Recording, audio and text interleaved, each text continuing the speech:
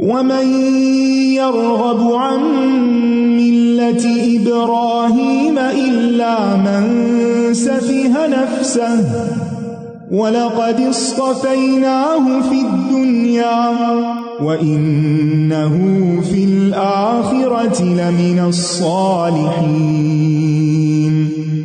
إذ قال له ربه أسلم قال أسلمت لرب العالمين ووصى بها إبراهيم بنيه ويعقوب يا بني إن الله اصطفى لكم الدين فلا تموتن إلا وأنتم مسلمون أم كنتم شهداء إذ حضر يعقوب الموت إذ قال لبنيه ما تعبدون من بعدي قالوا نعبد إلهك وإله آبائك إبراهيم وإسماعيل وإسحاق إلها واحدا ونحن له مسلمون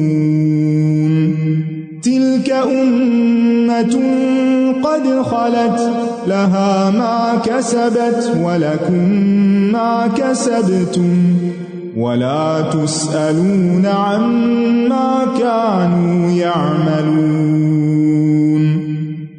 وقالوا كونوا هودا أو نصارى تهتدوا قل بل ملة إبراهيم حنيفا وما كان من المشركين قولوا آمنا بالله وما أنزل إلينا وما أنزل إلى إبراهيم وإسماعيل وإسحاق ويعقوب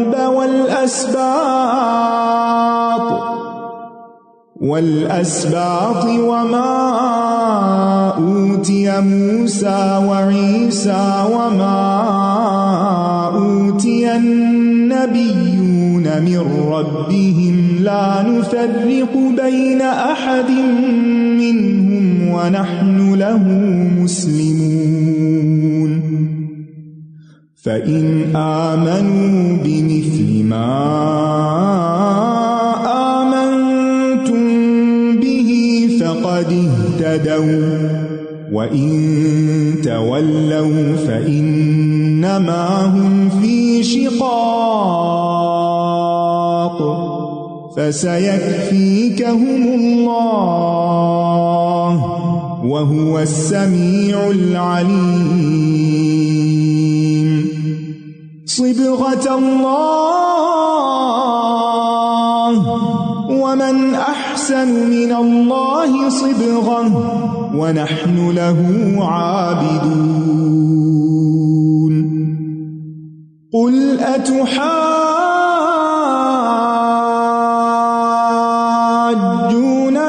في الله وهو ربنا وربكم ولنا أعمالنا ولكم أعمالكم ونحن له مخلصون أم تقولون إن إبراهيم وإسماعيل وإسحاق ويعقوب والأسباط كانوا هودا أو نصارى قل أأنتم أعلم أم الله ومن أظلم ممن كتم شهادة عنده من الله وما الله بغافل عما تعملون تلك أمة قد خلت لها ما كسبت ولكم ما كسبتم ولا تسألون عما كانوا يعملون۔ اور کون ہے جو ابراہیم کے طریقے سے بے رغبتی کرے، اس سے منہ موڑ جائے، سوائے اس کے جس نے خود کو حماقت میں مبتلا کر لیا ہو۔ اصل احمق وہ ہیں جو اس طریقے کو چھوڑنے والے ہیں، اس طریقے کو اختیار کرنے والے سفہا نہیں ہیں، احمق نہیں ہیں۔ اور ہم نے اس کو دنیا میں چن لیا تھا، اللہ کا چنا ہوا بندہ، اس کے طریقے کو فالو کرو، اور یقیناً آخرت میں بھی وہ ضرور صالحین میں سے ہوگا۔ تو یہ ہیں اصل کامیاب لوگ جن کی پیروی کرنا چاہیے، جنہوں نے اپنے آپ کو یکسو کر کے اللہ کی عبادت کے لیے وقف کیا اور مکمل طور پر اس کے تابع فرما رہے۔ جب اس کے رب نے اس سے فرمایا فرما بردار ہو جا، تو اس نے کہا میں تمام جہانوں کے رب کے لیے فرما بردار ہو گیا، یعنی جو وہ کہے گا میں مانوں گا، اور مانے بھی کیوں نہ، وہ رب ہے نا، اس کی چھوڑ کر اپنی خواہش کی مانے، لوگوں کی مانے، یہ حماقت کی بات ہے۔ تو ابراہیم علیہ السلام اس سے پاک تھے، اور اسی بات کی وصیت، یعنی جو انہوں نے خود کیا، اسی بات کی وصیت ابراہیم اور یعقوب نے اپنے بیٹوں کو کی، بچوں کے لیے بھی وہی پسند کیا۔ اے میرے بیٹو، بے شک اللہ نے تمہارے لیے یہ دین چن لیا ہے، بس تمہیں ہرگز موت نہ آئے مگر اس حال میں کہ تم فرما بردار ہو، تمہارا انجام اچھا ہو، اللہ کی اطاعت اور فرما برداری کرتے ہوئے دنیا سے جاؤ۔ انسان کب حالت اسلام پر فوت ہو سکتا ہے؟ جب وہ ہمیشہ اطاعت گزار رہے، کیونکہ موت کا وقت تو کسی کو نہیں معلوم۔ کبھی کوئی کوتاہی ہو تو فوراً توبہ کر لینی چاہیے، کیونکہ موت تو کبھی بھی آ سکتی ہے، اور اپنی اولاد کی آخری وقت تک فکر کرنی چاہیے۔ یہ وصیت کب کی جا رہی تھی؟ موت کے وقت۔ اور انما الاعمال بالخواتیم، اعمال کا اعتبار خاتمے پر موقوف ہے، اور ہمیں حالت اسلام میں فوت ہونے کی دعا بھی مانگنی چاہیے، جیسے یوسف علیہ السلام نے مانگی تھی توفنی مسلمن والحقنی بالصالحین۔ یہ ہماری سب سے بڑی تمنا ہونی چاہیے کہ اللہ حالت اسلام میں فوت ہو، ہم بھی، ہمارے بچے بھی، اور ہمارے بچے ہم سے بہتر مسلمان ہوں، اور ان کے بچے اس سے بھی اچھے مسلمان ہوں، اور ہمیں دنیا میں بھی صالحین کا ساتھ ملے اور آخرت میں بھی صالحین کے ساتھ ہوں۔ یاد رکھیے اللہ سبحانہ وتعالیٰ آخری وقت میں اسی چیز کی توفیق دیتا ہے جس کی انسان زندگی بھر کوشش کرتا رہتا ہے، جو اس کی اصل خواہش اور تمنا ہوتی، جو اس کے اندر کی بات ہوتی، جو اس کے دل کی بات ہوتی ہے۔ کیا تم اس وقت موجود تھے جب یعقوب کی موت کا وقت آیا، جب اس نے اپنے بیٹوں سے پوچھا تم میرے بعد کس کی عبادت کرو گے؟ انہوں نے سوال کیا میرے بعد کس کی عبادت کرو گے؟ ہم نے کبھی اپنے بچوں سے ایسی کوئی بات پوچھی؟ ہم یہ تو پوچھتے ہوم ورک کر لیا، فلاں کام کر لیا، اور وہ اکثر سوال ہمارے دنیا کے بارے میں ہوتے ہیں۔ اور ان کا سوال کیا تھا جب اس نے اپنے بیٹوں سے پوچھا تم میرے بعد کس کی عبادت کرو گے؟ انہوں نے کہا ہم آپ کے معبود کی اور آپ کے باپ دادا ابراہیم اور اسماعیل اور اسحاق کے معبود کی عبادت کریں گے جو ایک ہی معبود ہے، یعنی ہم سب کا ایک ہی معبود ہے اور ہم اسی کے فرما بردار ہیں۔ کتنے سکون سے رخصت ہوئے ہوں گے جب انہوں نے اپنے بچوں کی زبان سے یہ بات سنی ہوگی۔ وہ ایک جماعت تھی جو گزر چکی، اس کے لیے وہ ہے جو اس نے کمایا، اور تمہارے لیے وہ ہے جو تم نے کمایا۔ ان کی نیکیاں ہمارے کام نہیں آ سکتی، ہمیں اپنے لیے خود کچھ کمانا ہے، اور تم سے اس بارے میں سوال نہیں کیا جائے گا جو وہ کیا کرتے تھے۔ ہر ایک سے سوال اس کے اپنے اعمال کے بارے میں ہوگا۔ اور یہ کہتے ہیں تم یہودی یا عیسائی ہو جاؤ تو ہدایت پا جاؤ گے۔ فرقہ وارانہ نام، اللہ نے کسی کو یہودی نہیں پیدا کیا نہ عیسائی، یہ نام لوگوں نے خود اپنے لیے چوز کر لیے، خود رکھے۔ ہوا سماکم المسلمین، اس نے تم سب کا نام مسلمان رکھا۔ ہر نبی نے اپنے امتیوں کو اسلام کی طرف دعوت دی۔ اسلام ہی ہے جو آدم علیہ السلام سے لے کر اب تک سب کا دین رہا ہے، لیکن لوگوں نے اپنے اپنے الگ نام رکھ لیے، ڈیویشن کر لی۔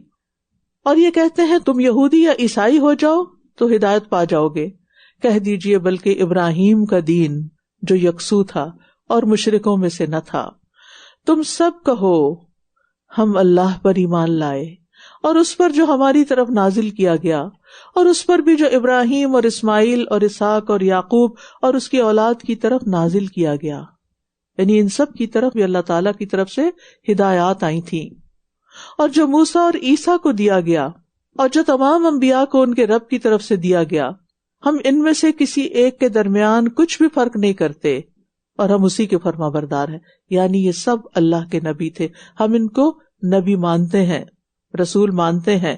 پھر اگر یہ بھی اسی طرح ایمان لے آئیں جیسے تم ایمان لائے ہو تو یقیناً یہ ہدایت پا گئے، اور اگر یہ منہ پھیر لیں تو بے شک یہ مخالفت پر تل گئے ہیں.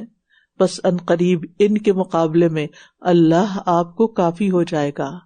آپ ان کی مخالفت کی پرواہ نہ کریں. ایمان کا معیار تو انبیاء کے ایمان والا ہے، صحابہ کے ایمان والا ہے. اس ایمان پر کبھی بھی کمپرومائز نہیں کرنا چاہیے، اور اگر کوئی مخالفت کرے تو معاملہ اللہ کے حوالے کر دینا چاہیے. اللہ آپ کو بچائے گا، اور وہ خوب سننے والا، خوب جاننے والا ہے. وہ سب دیکھ رہا ہے کہ کون کیا کہہ رہا ہے، کس کو کیا کہا جا رہا ہے، اور جو سننے والا ہے اس کا ری ایکشن کیا ہے. صبغت اللہ، اللہ کا رنگ یعنی اللہ کا دین، اور اللہ سے بہتر رنگ کس کا ہو سکتا ہے، اور ہم تو صرف اسی کی عبادت کرنے والے ہیں.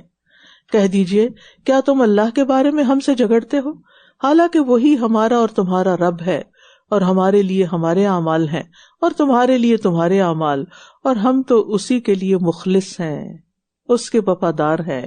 اللہ کے لیے مخلص ہونے کا مطلب کیا ہے کہ ہر ملاوٹ کے بغیر اللہ کے دین کو قبول کیا جائے، مخلوق سے کٹ کر خالق کی طرف رخ کیا جائے.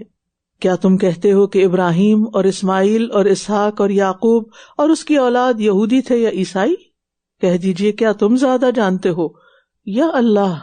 اور اس سے بڑا ظالم اور کون ہوگا جو اس گواہی کو چھپا لے جو اللہ کی طرف سے اس کے پاس ہو، اور جو کچھ تم کرتے ہو اللہ اس سے ہرگز غافل نہیں. یہ ایک جماعت تھی جو گزر چکی، انبیاء اور ان کی اولادوں کی جماعت. اس کے لیے وہ ہے جو اس نے کمایا، چاہے وہ انبیاء کی اولاد ہے لیکن ہر ایک کا انجام اس کے عمل کے مطابق ہے. اور تمہارے لیے وہ ہے جو تم نے کمایا. صرف ان کی اولاد ہونا کافی نہیں کہ ہم ان کی نسل سے ہیں، اور تم سے اس بارے میں سوال نہیں کیا جائے گا جو وہ کیا کرتے تھے، یعنی ان کے اعمال کا سوال تم سے نہیں ہوگا. گویا ہر ایک کا حساب اس کے اپنے اعمال کے مطابق ہوگا. محض آبا کی طرف نسبت فائدہ نہ دے گی، اصل فائدہ عمل سے ہی ہے، وہی حقیقی فائدہ دیتے ہیں. رسول اللہ صلی اللہ علیہ وسلم نے فرمایا، اور جس کے عمل نے اسے پیچھے رکھا اس کا نسب اسے تیز نہیں کر سکتا، اسے آگے نہیں بڑھا سکتا. اگر عمل نہیں تو تم چاہے کسی کے بھی بیٹے ہو، کچھ فائدہ نہیں. یہاں پہلا پارہ مکمل ہوا. کیا سیکھا؟ نیکی کے کاموں میں اپنے اولاد اپنے پیاروں کو بھی ساتھ رکھیے. نیکی کے کاموں میں اپنے پیاروں کو اپنے ساتھ رکھیے. آپ کی محبت کا سب سے بہترین اظہار کیا ہے؟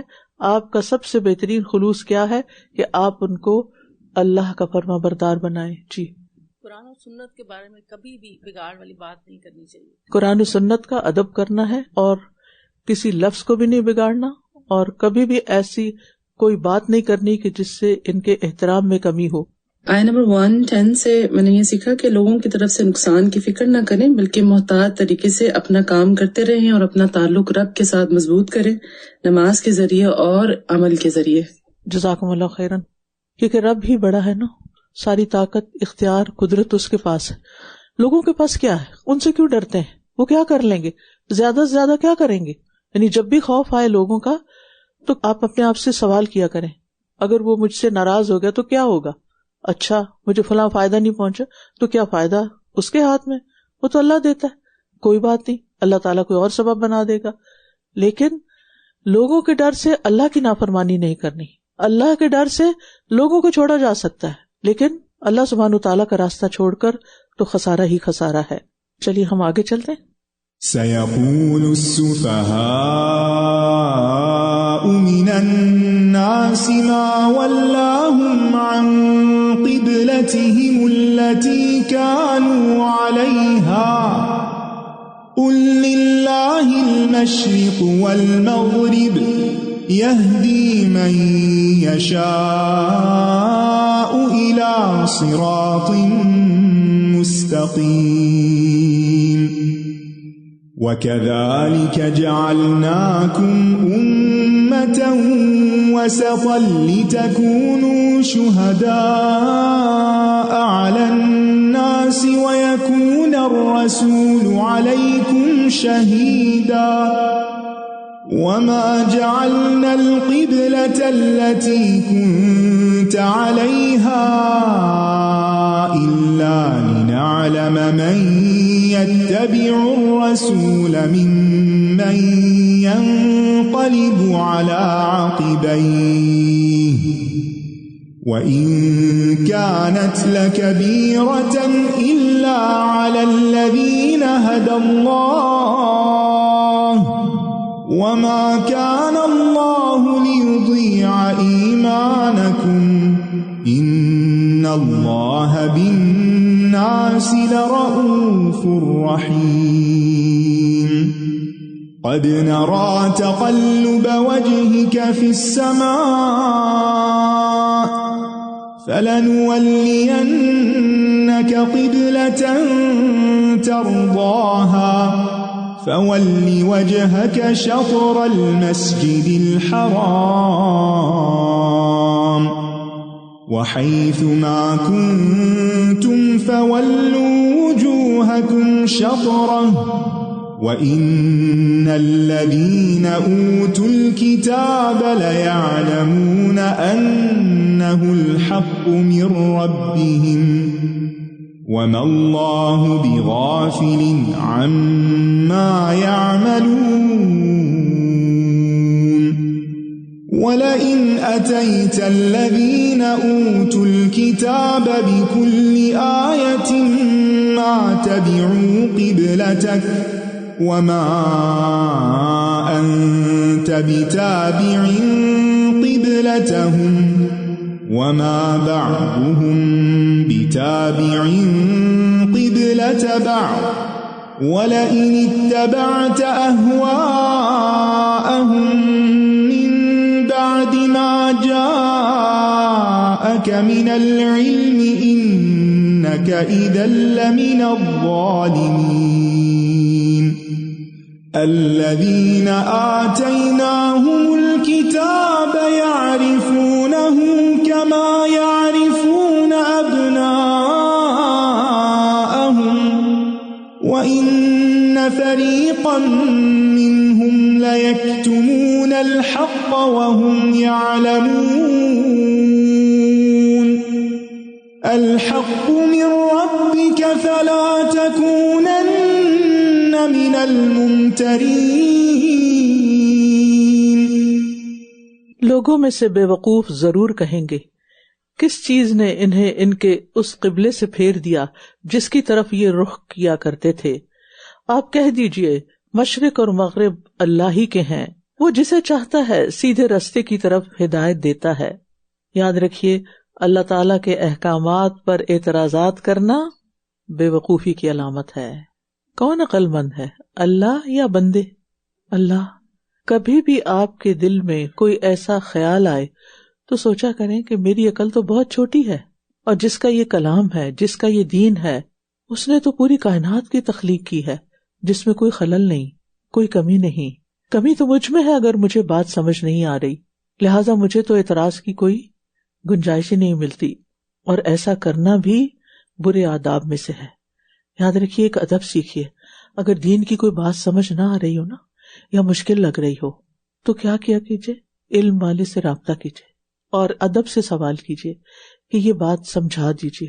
رائنا، ہماری رعایت کیجیے کہ بجائے انظرنا کا لفظ اسی لیے سکھایا گیا. لہذا سوال کرنے میں کوئی حرج نہیں، سوال کیا جا سکتا ہے، لیکن سوال میں احترام کا عنصر شامل ہونا چاہیے. اپنے آپ کو بڑا ثابت نہیں کرنا چاہیے کہ میں بڑا کوئی علامہ ہوں یا فلاسفر ہوں کہ جس کے ذہن میں ایسا کوئی نقطہ آ گیا ہے کہ جو دوسروں کو نہیں پتا، یا نعوذ باللہ شاید اللہ تعالیٰ کو بھی نہیں پتا تھا، اور اب میں اس سے بہتر بات کر سکتا ہوں. اللہ سے بہتر کسی کی بات نہیں. تو اللہ کی شریعت پر اعتراض نہیں کرنا چاہیے. پھر فرمایا اور اسی طرح ہم نے تمہیں میانہ رو امت بنایا، امت وسط، تاکہ تم لوگوں پر گواہ ہو جاؤ اور رسول تم پر گواہ ہوں. اور جس قبلے پر آپ تھے اسے ہم نے اس لیے مقرر کیا تھا تاکہ ہم معلوم کریں کہ کون اس رسول کی پیروی کرتا ہے، اس کے برعکس جو اپنی ایڑیوں کے بل پھر جاتا ہے۔ اور بے شک یہ تبدیلی بہت بھاری تھی مگر ان لوگوں پر نہیں جنہیں اللہ نے ہدایت بخشی، اور اللہ ایسا نہیں کہ تمہارا ایمان ضائع کر دے، بے شک اللہ تو لوگوں پر بہت شفقت کرنے والا، نہایت رحم کرنے والا ہے۔ یہاں مسلمانوں کو افضل اور بہترین امت بنانے کی بات کی گئی ہے اور اس کا سبب بھی بتایا گیا ہے۔ كَذَلِكَ جَعَلْنَاكُمْ أُمَّةً وَسَطًا لِتَكُونُوا شُهَدَاءَ عَلَى النَّاسِ، تاکہ تم لوگوں کے لیے رہنمائی کا کام کرو، لوگوں کو نیکی کا حکم دو، برائی سے روکو، اللہ کی طرف بلاؤ۔ اور پھر آپ دیکھیے کہ اس آیت سے یہ بھی پتہ چل رہا ہے کہ جب انسان کے دل میں شک ہوتا ہے، نفاق ہوتا ہے، تو پھر اسے اللہ کی بات پر اعتراض ہوتا ہے اور اسے بدگمانیاں ہوتی ہیں، ورنہ اس کو ایمان لانے میں، ماننے میں کوئی اور چیز رکاوٹ نہیں ہوتی۔ اور پھر شریعت کے احکامات پر راضی ہونا، انہیں تسلیم کر لینا، یہ ہدایت یافتہ ہونے کی علامت ہے۔ وَإِن كَانَتْ لَكَبِيرَةً إِلَّا عَلَى الَّذِينَ هَدَى اللَّهُ، یہ تبدیلی بہت بھاری تھی مگر ان لوگوں پر نہیں جنہیں اللہ نے ہدایت بخشی۔ یہ انسان کے ہدایت یافتہ ہونے کی علامت ہے، کیا؟ کہ اللہ کے حکم کے مطابق خود کو تبدیل کر لینا، یعنی قرآن پڑھتے ہوئے ساتھ ساتھ اپنے آپ کو تبدیل کرتے جانا۔ لیکن تبدیلی کس کے لیے بھاری ہوتی ہے؟ جس کے اندر ایمان نہیں ہوتا، جس کو یقین نہیں ہوتا، جس کے اندر کوئی شک ہوتا ہے، جس کے اندر کوئی نفاق ہوتا ہے۔ عمومی طور پر بھی آپ دیکھیں کہ تبدیلی انسان پہ بھاری ہوتی ہے، لیکن وہ کب تبدیلی کو ایکسپٹ کر لیتا ہے؟ جب وہ اسے اپنے فائدے کا سمجھتا ہے۔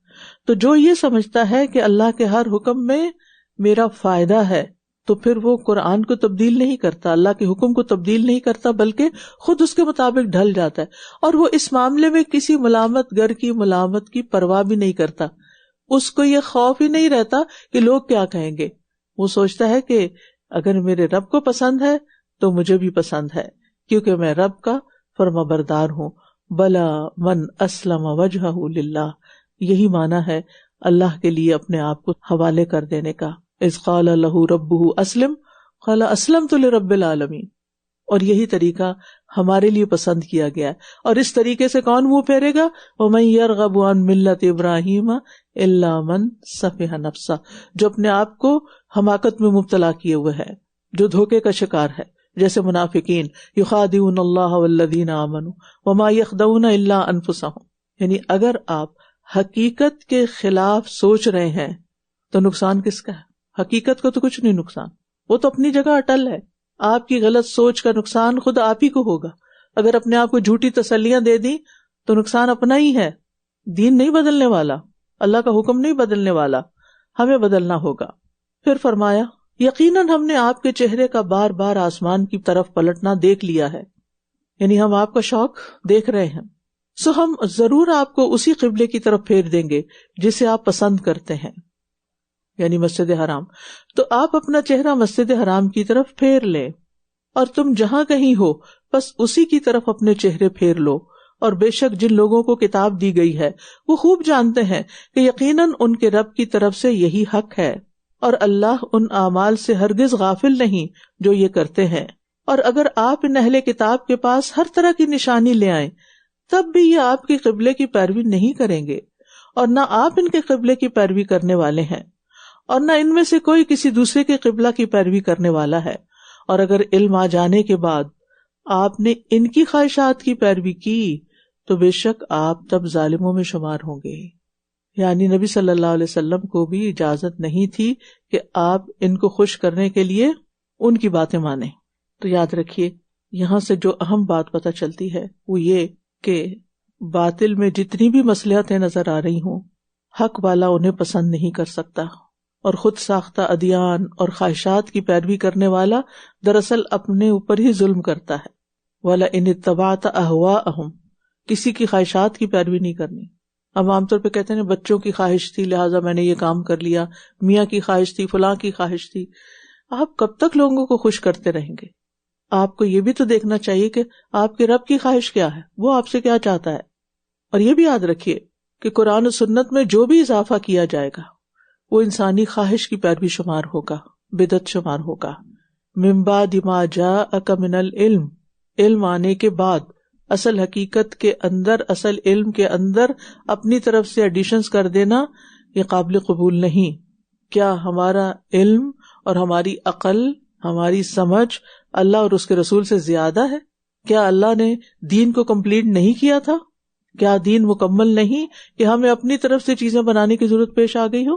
پھر فرمایا جن لوگوں کو ہم نے کتاب دی ہے یہ آپ کو اس طرح پہچانتے ہیں جیسے یہ اپنے بیٹوں کو پہچانتے ہیں، اور بے شک ان میں سے ایک فریق حق کو چھپاتا ہے حالانکہ یہ جانتے ہیں یہ حق آپ کے رب کی طرف سے ہے، لہٰذا آپ ہرگز شک کرنے والوں میں سے نہ ہوں. تو بات یہ ہے کہ حق کو پہچان کر پھر نہ ماننا بہت بڑا جرم ہوتا ہے. جانتے بوجھتے ہوئے حق کو چھپا دینا یہ اہل کتاب کی پیروی ہے، اللہ کے حکم کی نہیں. وَلِكُلٍّ وِجْهَةٌ هُوَ مُوَلِّيهَا فَاسْتَبِقُوا الْخَيْرَاتِ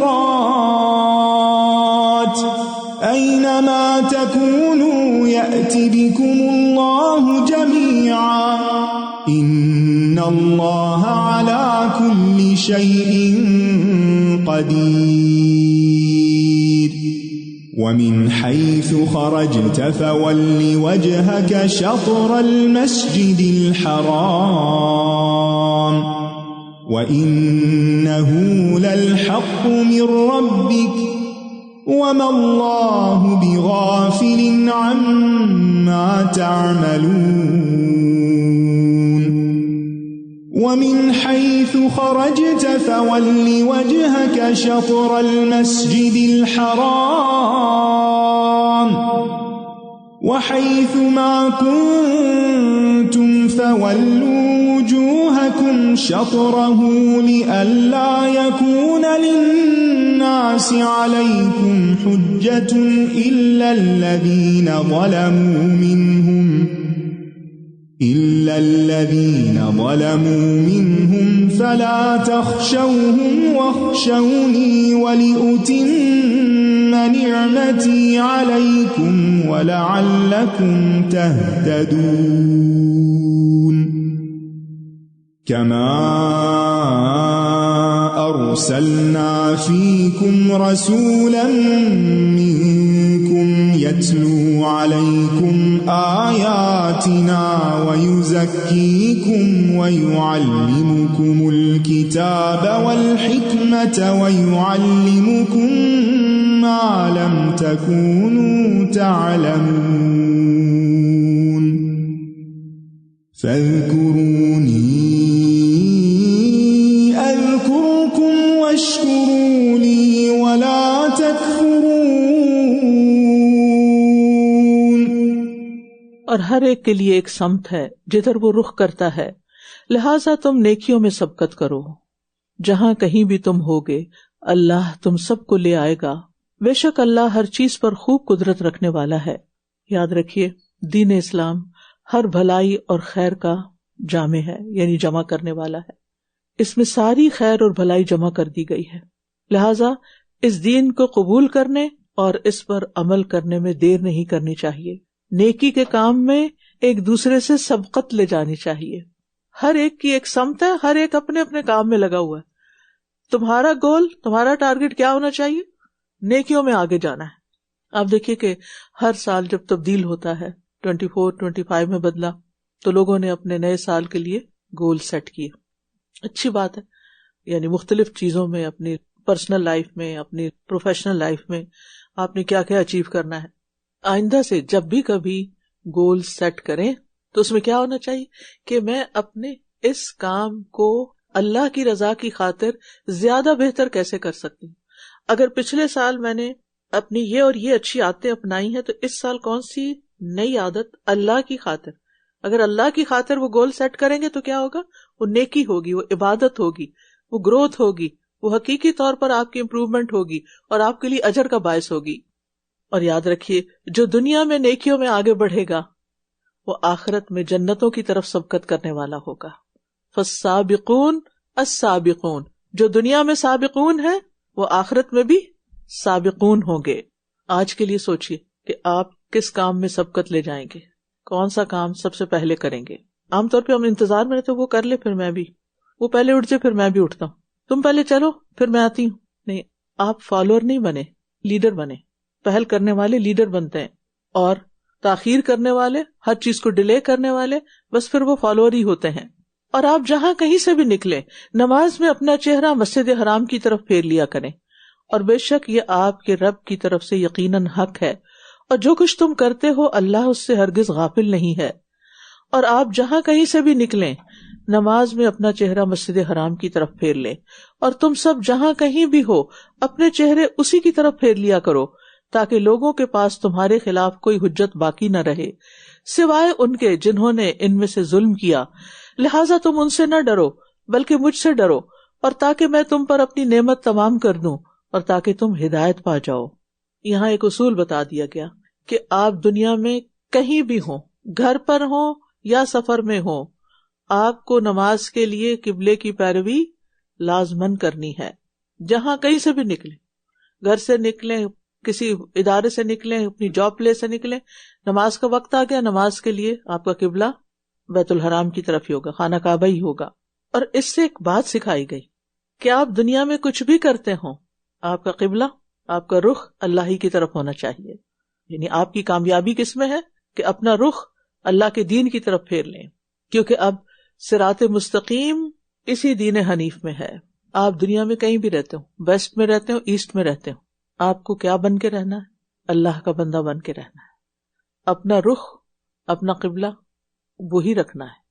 یہ نہیں کہ آپ کا دیس بدلا تو بیس بھی بدلا اور آپ کا قبلہ بھی بدل گیا، آپ کی پرائرٹیز بھی چینج ہو گئی. آپ مسجد میں ہیں، آپ الہدا میں ہیں، آپ کا قبلہ کچھ اور ہے، ترجیح کچھ اور ہے، جب گھر پہنچے تو قبلہ بدل گیا. یہ نہیں ہو سکتا.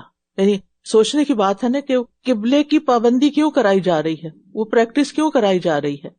اس لیے کہ ہر معاملے میں تمہارا قبلہ درست ہونا چاہیے، ہر کام اللہ ہی کے لیے ہونا چاہیے اور اسی کی مرضی کے مطابق ہونا چاہیے.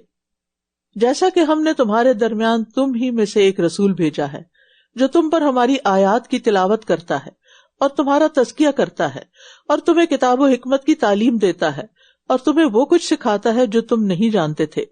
تو بات یہ ہے کہ انسان کمی اور نقص کا پتلا ہے، اللہ کا دین اسے مکمل کرتا ہے کیونکہ وہ تمہیں وہ کچھ سکھاتا ہے جو تم نہیں جانتے تھے. یعنی اگر آپ حقیقی معنوں میں اپنے علم میں اضافہ کرنا چاہتے ہیں، حکمت میں اضافہ کرنا چاہتے ہیں، تزکیہ کرنا چاہتے ہیں، تو پھر انہی 4 چیزوں کو لازم کرنا ہوگا. یہاں سے آپ کو وہ علم اور حکمت ملے گی، یعنی قرآن و سنت، جو دنیا کے کسی بھی علم میں نہیں، کسی بھی ڈگری میں نہیں، کیونکہ یہ علم اللہ کی طرف سے آیا ہے. کما ارسلنا، ہم نے بھیجا، اللہ نے بھیجا ہے، اور وہ باتیں تمہیں بتا رہا ہے جو صرف دنیا کی نہیں. آپ دیکھیں کہ دنیا کی جتنی بھی تعلیم ہے وہ صرف دنیا اورینٹڈ ہے، دنیا کے گرد گھومتی ہے، جبکہ قرآن و سنت کی تعلیم دنیا کو بھی اچھا بنانا سکھاتی ہے، لیکن اس کے ساتھ ساتھ آپ کو آخرت کی خبریں دیتی ہے. یہ خبر آپ کو کوئی اور علم نہیں دے گا، کوئی اور استاد نہیں دے گا، یہ خبریں آپ کو رسول اللہ صلی اللہ علیہ وسلم سے ہی ملیں گی. لہٰذا اس علم کے حاصل کرنے کو معمولی چیز مت سمجھیں. اس معاملے میں کبھی بھی اپنا کانفیڈنس نہیں کھوئیں کہ میں اپنا وقت ضائع کر رہی ہوں، میں کیا کر رہی ہوں. نہیں. پھر فرمایا بس تم مجھے یاد کرو، میں تمہیں یاد کروں گا، اور تم میرا شکر ادا کرو اور میری ناشکری نہ کرو. لہٰذا ہمیں اللہ کی اطاعت کے ذریعے ہر دم اللہ کو یاد کرتے رہنا ہے. ابن عباس کہتے ہیں تم مجھے یاد کرو اپنی اطاعت کے ساتھ، میں تمہیں یاد کروں گا اپنی مغفرت کے ساتھ. تم اللہ کی بات مانو، اللہ تمہاری بخشش کر دے گا. اور پھر آپ دیکھیے کہ جب انسان اللہ کا ذکر کرتا ہے تو ساتھ ہی رحمت اور سکینت آتی ہے. یعنی یہ کہاں سے آتی ہے؟ آپ نے اللہ کو یاد کیا، اللہ کا ذکر کیا، اللہ نے آپ پر فوراً فاذکرونی اذکرکم، اللہ نے آپ کو یاد کر کے آپ کو رحمت اپنی بھیج دی، اپنی سکینت نازل کر دی، اپنے فرشتے بھیج دیے کہ جاؤ ان کو ڈھانپ لو. یا ایھا الذین آمنوا استعینوا بالصبر والصلاة ان اللہ مع الصابرین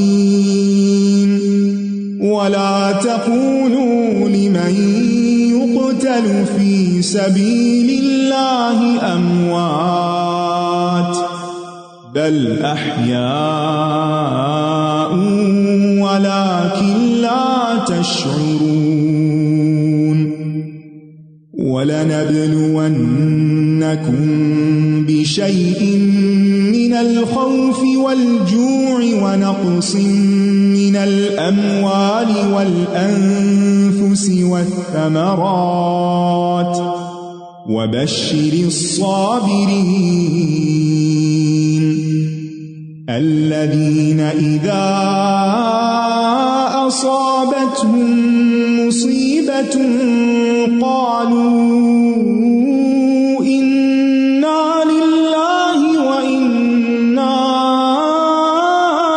إِلَيْهِ رَاجِعُونَ أُولَئِكَ عَلَيْهِمْ صَلَوَاتٌ مِّن رَّبِّهِمْ وَرَحْمَةٌ وَأُولَئِكَ هُمُ المهتدون إن الصفا والمروة من شعائر الله فمن حج البيت أو اعتمر فلا جناح عليه أن يطوف بهما ومن تطوع خيرا فإن الله شاكر عليم إن الذين يكتمون ما أنزلنا من البينات والهدى من بعد ما بيناه للناس في الكتاب أولئك يلعنهم الله ويلعنهم اللاعنون إلا الذين تابوا وأصلحوا وبينوا فأولئك أتوب عليهم وأنا التواب الرحيم إن الذين كفروا وماتوا وهم كفار أولئك عليهم لعنة الله والملائكة والناس أجمعين خالدين فيها لا يخفف عنهم العذاب ولا هم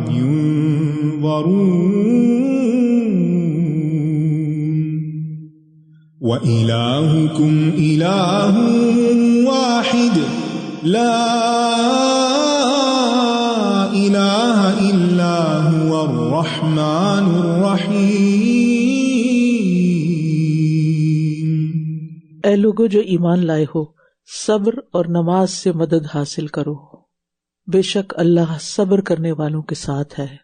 صبر ایک عبادت ہے اور اللہ کی مدد حاصل کرنے کا ذریعہ ہے۔ بے صبرے پن سے انسان کو کچھ بھی نہیں ملتا سوائے اپنے آپ کو گھلانے کے، اپنے آپ کو ٹارچر کرنے کے۔ مصائب کو جھیل جانے کا اہم ترین نسخہ ہے، دینی مشکلات ہوں یا دنیاوی معاملات، سب کا علاج صبر اور نماز میں ہے، کیونکہ اللہ تعالیٰ نے خود اس کا حکم دیا ہے۔ اور جو لوگ اللہ کے راستے میں مارے جائیں انہیں مردہ نہ کہو، بلکہ وہ زندہ ہیں لیکن تم شعور نہیں رکھتے، اور یقیناً ہم تمہیں کسی نہ کسی چیز کے ساتھ ضرور آزمائیں گے، خوف اور بھوک سے اور مالوں اور جانوں اور پھلوں میں کمی کر کے، اور صبر کرنے والوں کو خوشخبری دے دیجئے، وہ لوگ کہ جب انہیں کوئی مصیبت پہنچتی ہے تو کہتے ہیں کہ بے شک ہم اللہ ہی کے ہیں اور بے شک ہم اسی کی طرف لوٹ کر جانے والے ہیں۔ انا للہ و انا الیہ راجعون۔ جو اللہ کے راستے میں مارا جائے اسے مردہ بھی نہ کہو، وہ تو زندہ ہے۔ زندگی اور موت دونوں مختلف چیزیں ہیں، ایک زندگی دنیا کی زندگی اور ایک زندگی اللہ کے پاس کی زندگی ہے، جو ہماری نگاہوں سے اوجھل ہو جاتا ہے لیکن اللہ کے راستے میں جان دیتا ہے۔ اللہ تعالیٰ اس کے لیے مردہ کا لفظ پسند نہیں کرتے، اور ہمیں بھی کیا یقین دلانا چاہتے ہیں کہ وہ اللہ کے پاس زندہ ہیں۔ تمہیں شعور نہیں، تم نہیں سمجھتے وہ زندگی کیسی ہے۔ تو یہ ایک بہت بڑا مقام ہے ان لوگوں کے لیے جو اللہ کی خاطر اپنی زندگی گزاریں اور اللہ کی خاطر اپنی جان دیں. اور پھر خود ہی بتا دیا کہ ہم تمہیں کسی نہ کسی چیز کے ساتھ ضرور آزمائیں گے. ہر شخص کی آزمائش ہوگی، ہر شخص کا امتحان ہوگا. کبھی خوف، کبھی بھوک، کبھی مال اور جان اور پھلوں میں کمی. زندگی میں انسان ان میں سے کسی نہ کسی چیز کو ضرور ایکسپیرینس کرتا ہے. اور جو ان تکلیفوں میں مبتلا ہوئے اور انہوں نے صبر کیا، ان کے لیے خوشخبری، ان کے لیے درجات کی بلندی، ان کے لیے رب کی رحمت، رب کی رضا. کیونکہ جو اللہ کی رضا پہ راضی ہو جاتا ہے اللہ اس سے راضی ہو جاتا ہے. وہ لوگ کہ جب انہیں کوئی مصیبت پہنچتی ہے تو کہتے ہیں بے شک ہم اللہ ہی کے ہیں. یعنی تکلیف پہنچنے پر، مصیبت آنے پر سب سے پہلے انا للہ و انا الیہ راجعون پڑھنا چاہیے. اور اس کے علاوہ اللہم اجرنی فی مصیبتی واخلف لی خیرا منہا. کبھی بھی کوئی چیز ہاتھ سے جائے، کوئی نقصان ہو تو اللہ سے اس سے بہتر مانگیے، مایوس ہو کر نہ بیٹھ جائیں. اللہ کے خزانے بہت وسیع جن کو ہم امیجن بھی نہیں کر سکتے. ہماری نظر صرف ان چیزوں پر ہوتی ہے جو ہماری آنکھوں کے سامنے ہوتی ہے یا جن کو ہم چھو سکتے ہیں. وہ سارے خزانے تو ہم نے دیکھے نہیں. لہٰذا ہمیں اچھی امید رکھنی چاہیے. اور حقیقت یہ ہے کہ حضرت ام سلمہ نے یہ دعا پڑھی تھی اور انہیں بہترین نعم البدل ملا نبی صلی اللہ علیہ وسلم کی شکل میں. اور اگر دنیا میں انسان کو نہیں بھی کچھ ملتا تو فرمایا یہی وہ لوگ ہیں جن پر ان کے رب کی طرف سے نوازشیں اور رحمت ہے، اور یہی لوگ ہدایت یافتہ ہیں. یعنی ایسے لوگ اللہ کی رحمت اور اللہ کی طرف سے ہدایت پر ہیں. اصل ہدایت کیا ہے؟ کہ آپ اسے ایکسپٹ کر لیں جو اللہ آپ سے چاہتا ہے. اللہ تعالیٰ کے احکامات دو طرح کے ہیں. ایک شرعی احکامات ہیں جو نماز، روزے، حج، زکوٰۃ وغیرہ کی شکل میں ہیں، اور دوسرے اس کے کونی احکامات ہیں جو تقدیر کے فیصلے ہیں. کبھی ہم سر جھکاتے ہیں نماز کے لیے اور کبھی ہم سر جھکاتے ہیں اللہ کے کسی فیصلے پر، چاہے وہ ہمیں پسند ہو یا ناپسند ہو. بعض اوقات ہم کسی چیز کو ناپسند کرتے ہیں اور اسی میں ہمارے لیے بہت بڑی بھلائی ہوتی ہے، بہت بڑی خیر ہوتی ہے. اور بعض چیزیں ہمیں پسند ہوتی ہیں لیکن وہی ہمارے لیے نقصان دہ ہوتی ہیں. اللہ جانتا ہے اور ہم نہیں جانتے. لہٰذا ہمارے بارے میں اللہ سبحانہ وتعالیٰ جو بھی فیصلہ کر دے اس پر راضی رہنا چاہیے. اس کا صلہ آپ کو اللہ اپنی خاص نوازش اور رحمت کے ساتھ دے گا، اور آپ کے لیے ہدایت کے مزید راستے کھل جائیں گے. آپ کو جینا آ جائے گا، آپ کی زندگی خوبصورت ہو جائے گی اور آپ کی آخرت اور بھی خوبصورت ہو جائے گی. بے شک صفا اور مروہ اللہ کی نشانیوں میں سے. فوراً بعد یہ بات کیوں کہی گئی؟ کیونکہ یہاں ایک خاتون کی مثال ہے جس نے اللہ کی رضا پر لبیک کہا. جب ابراہیم علیہ السلام نے ان کو مکہ کی چٹیل وادی میں بے سر و سامان چھوڑا. بے شک صفا اور مروہ اللہ کی نشانیوں میں سے ہیں. صفا اور مروہ کے درمیان کون دوڑی تھی؟ حضرت ہاجرہ. اللہ نے ان کی اس ادا کو اتنا پسند کیا کہ رہتی دنیا تک ان کی پیروی کا حکم دے دیا. بے شک صفا اور مروہ اللہ کی نشانیوں میں سے ہیں. تو جو کوئی اس گھر کا حج یا عمرہ کرے تو اس پر کچھ گناہ نہیں کہ ان دونوں کے درمیان چکر لگائے. اور جو کوئی خوشی سے نیکی کرے تو بے شک اللہ قدردان ہے، خوب علم رکھنے والا ہے. بے شک جو لوگ ہمارے نازل کردہ واضح دلائل اور ہدایت کو چھپاتے ہیں اس کے بعد کہ ہم نے اس کو کتاب میں لوگوں کے لیے کھول کر بیان کر دیا ہے، ایسے ہی لوگوں پر اللہ لعنت کرتا ہے اور سب لعنت کرنے والے ان پر لعنت کرتے ہیں. مگر وہ لوگ جنہوں نے توبہ کی اور اصلاح کر لی اور کھول کر بیان کر دیا تو یہی لوگ ہیں جن کی توبہ میں قبول کرتا ہوں، اور میں بہت توبہ قبول کرنے والا، نہایت رحم کرنے والا ہوں. بے شک وہ لوگ جنہوں نے کفر کیا اور وہ کفر کی حالت میں ہی مر گئے، ایسے ہی لوگوں پر اللہ کی اور فرشتوں کی اور سب انسانوں کی لعنت ہے. یہ ہمیشہ اسی لعنت میں رہنے والے ہیں، نہ تو ان سے عذاب ہلکا کیا جائے گا اور نہ ہی یہ مہلت دیے جائیں گے.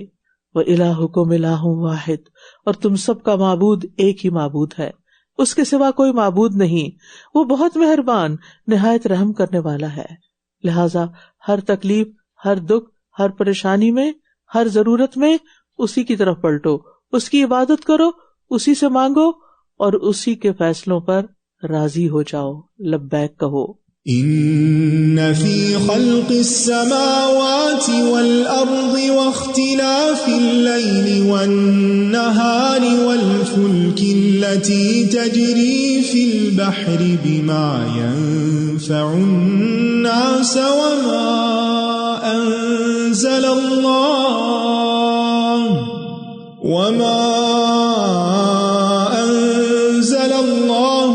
السماء من ماء فأحيا به الأرض بعد موتها وبث فيها من كل دابة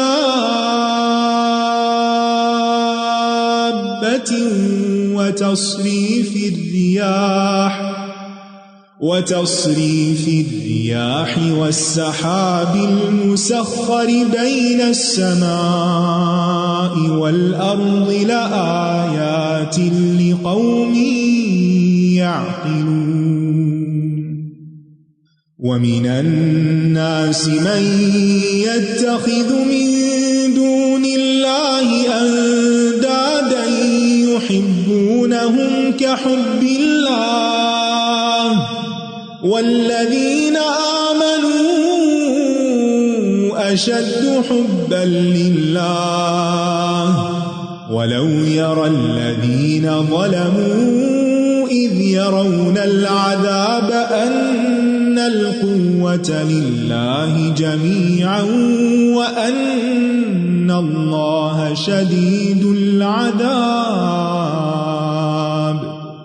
إذ تبرأ الذين اتبعوا من الذين اتبعوا ورأوا العذاب وتقطعت بهم الأسباب وقال الذين اتبعوا لو أن لنا كرة فنتبرأ منهم كما تبرأوا منا كذلك يريهم الله أعمالهم حسرات عليهم وما هم بخارجين من النار.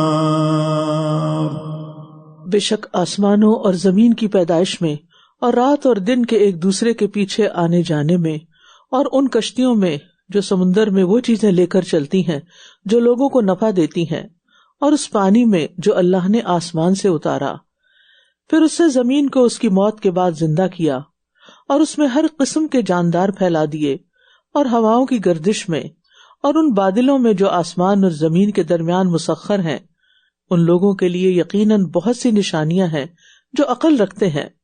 تو گویا اللہ کی معرفت والی آیات میں غور و فکر کرنا عقل مند ہونے کی علامت ہے. کائنات میں غور کیا کیجئے، اس سے آپ کو اللہ کی پہچان ہوگی، اور جب اللہ کی پہچان ہو جائے گی تو اس کی عظمت آپ کے دل میں آئے گی، اور جب اللہ کی عظمت اور بڑائی دل میں آ جائے گی تو اللہ کی اطاعت کرنا آسان ہو جائے گا. اور لوگوں میں سے کچھ ایسے ہیں جو اللہ کے سوا اوروں کو اس کا مد مقابل بنا لیتے ہیں. یہ ان سے ایسی محبت کرتے ہیں جیسی محبت اللہ سے ہونی چاہیے، اور وہ لوگ جو ایمان لائے وہ اللہ کی محبت میں سب سے زیادہ شدید ہیں. اور کاش ظالم دیکھ لیں، جب یہ عذاب کو دیکھیں گے تو جان لیں گے کہ بے شک قوت ساری کی ساری اللہ ہی کے لیے ہے، اور بے شک اللہ شدید عذاب والا ہے. والذین آمنوا اشد حبا للہ بڑا اہم سبق ہے، ایمان کو پرکھنے کا معیار ہے کہ ہماری محبتوں کا مرکز کون ہے. ہم سب سے زیادہ محبت کس سے کرتے ہیں، ہم شدید محبت کس سے کرتے ہیں، کیونکہ اللہ نے دلوں میں محبتیں بھی رکھی ہیں، اللہ نے دلوں میں بہت سے جذبات رکھے ہیں، تو ان کو سب سے زیادہ اللہ کے لیے خالص کرنے کی ضرورت ہے. اور اللہ کی محبت اللہ کی رضا کے کاموں کو سامنے لے آتی ہے، اور انسان کی چوائس پھر اللہ کو راضی کرنا بن جاتا ہے. ایمان والے کسی کی بھی شدید محبت کو اللہ کی محبت پر قربان کر سکتے ہیں، اور اللہ سے شدید محبت کا اظہار انسان کے ہر عمل میں ہونا چاہیے. آپ کو دیکھ کر دوسروں کو پتا چلنا چاہیے کہ آپ واقعی اللہ سے محبت کرتے ہیں، کیونکہ جو جس چیز کی محبت میں مبتلا ہوتا ہے اس کی گفتگو سے بھی پتا چلتا ہے، اس کے رویے سے بھی پتا چلتا ہے. کیونکہ جب دل میں کسی کی محبت جڑ پکڑ لیتی ہے تو اس کے اثرات اعضاء پر لازماً ظاہر ہوتے ہیں. اگر دل میں اللہ کی شدید محبت ہو تو پھر آپ کا ظاہر اس کی عکاسی کرنے والا ہوگا. ایسے میں انسان اللہ کی اطاعت میں خوب محنت کرتا ہے، اللہ کی عبادت کے لیے شوق رکھتا ہے، اللہ کے کلام سے لطف اندوز ہوتا ہے، اللہ کی قضاء اور قدر پر راضی ہوتا ہے، اللہ کی ملاقات کا شوق رکھتا ہے، اللہ کے ذکر میں اس کو راحت اور سکون ملتا ہے، تنہائی میں وہ اللہ سے انس پاتا ہے. لہذا ان کاموں کو جاننے کی کوشش کریں جن کے ذریعے اللہ کی محبت حاصل ہوتی ہے. وہ لوگ جن کی پیروی کی گئی تھی جب ان لوگوں سے بیزار ہو جائیں گے جنہوں نے پیروی کی تھی، اور یہ سب عذاب دیکھ لیں گے اور ان کے آپس کے تعلقات منقطع ہو جائیں گے. اور جن لوگوں نے پیروی کی تھی وہ کہیں گے کہ کاش ہمارے لیے ایک بار دنیا میں واپسی کا موقع ہو تو ہم بھی ان سے اسی طرح بیزار ہوں جس طرح یہ ہم سے بیزار ہو رہے ہیں. اس طرح اللہ ان کے اعمال ان پر حسرتیں بنا کر دکھائے گا اور یہ آگ سے ہرگز نکلنے والے نہیں. تو اس سے یہ پتہ چلتا ہے کہ جو لوگ جس سے محبت کرتے ہیں اس کی پیروی بھی کرتے ہیں، اور جن کی وہ دنیا میں پیروی کریں گے قیامت کے دن وہ لیڈر ان سے بیزار ہو جائیں گے، وہ ان کے کسی کام نہیں آئیں گے، ان کے آپس کے تعلقات منقطع ہو جائیں گے، اور پھر وہ حسرت کا شکار ہوں گے. کاش ہمیں ایک موقع اور ملے دنیا میں جائیں تو ہم ان کی پیروی کرنے کی بجائے ان سے بیزار ہو کر دکھائیں. لیکن یہ سب کچھ صرف حسرت بن جائے گا کیونکہ آخرت سے واپس کوئی بھی نہیں آ سکتا. یاد رکھیے برے اعمال قیامت کے دن انسان کے لیے بڑی ہی حسرت کا باعث ہوں گے. کاش ہم یہ نہ کرتے. تو لسٹ بنائیے ان کاموں کی جن کو آپ سمجھتے ہیں کہ یہ اللہ کی مرضی کے خلاف جا رہے ہیں، اور ان کے اوپر کراس ڈالیے کہ آئندہ مجھے نہیں کرنے، کیونکہ یہ میرے اعمال قیامت کے دن میرے لیے پریشانی اور بے چینی کا سبب بنے گے، اور وہاں میں کچھ بھی نہیں کر سکوں گی. اگر میں وہاں ان کو چھوڑنا چاہوں گی تو مجھے آج چھوڑ دینا چاہیے. اللہ تعالی ہمیں اس کی توفیق عطا فرمائے. وآخر دعوانا ان الحمد للہ رب العالمین.